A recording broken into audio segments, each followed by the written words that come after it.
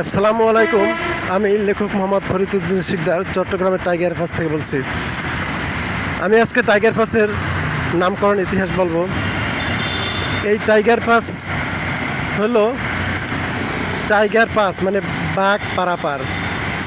এইখান দিয়া এই বাঘ পারাপার হতো।